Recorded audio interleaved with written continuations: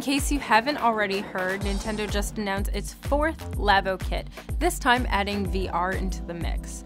So Nintendo's Labo kits, if you're not familiar, involve making these cardboard creations, which you can then use with your Switch console. And of course, this one now combines a VR goggle that you can put up to your face and play along with. The initial reactions were pretty underwhelming. There are already plenty of VR capabilities in gaming, like PlayStation and Oculus, and those have pretty high tech specs to compete with, including frame refresh rate, higher resolutions, and motion sensing.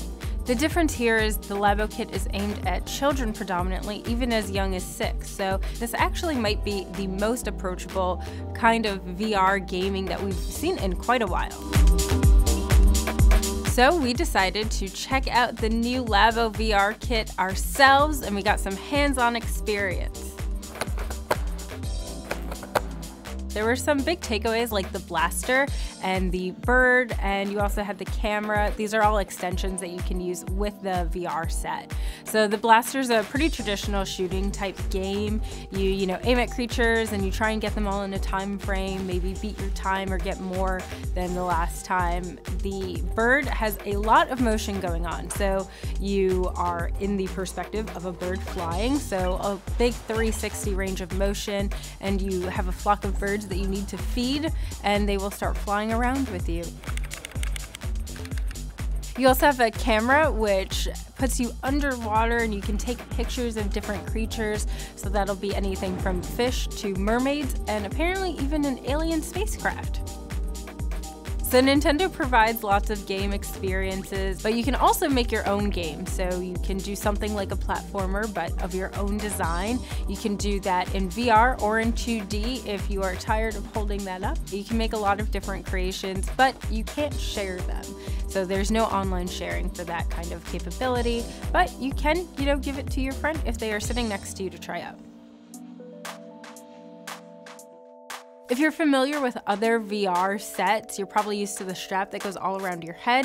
This is not there, and that was a really intentional design choice by Nintendo. That means that you're more likely to limit your playtime, so you're not playing for hours on end, but also if there's someone else in the room, you can talk to them more easily, and you can just hand over the set and show them what you're looking at and really share the experience.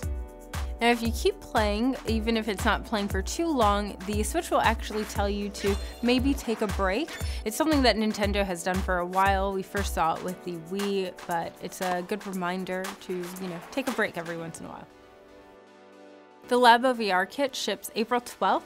You can get the full set for $80 that comes with all of the equipment you can create, your goggles, and your software. If you want to just get the introductory pack, that's $40, and it comes with the blaster. The 2 add-on packs, those are $20 each. This latest Labo kit is Nintendo's opportunity to get younger players into VR, maybe for the first time.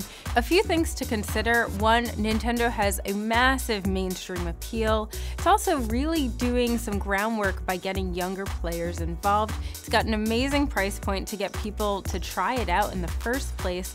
So I'm wondering, could Nintendo be testing the market for a bigger investment in VR for its next console? If Nintendo ups its VR capabilities with its frame refresh rates and resolutions, we could maybe see things like Animal Crossing, Zelda in VR in the future.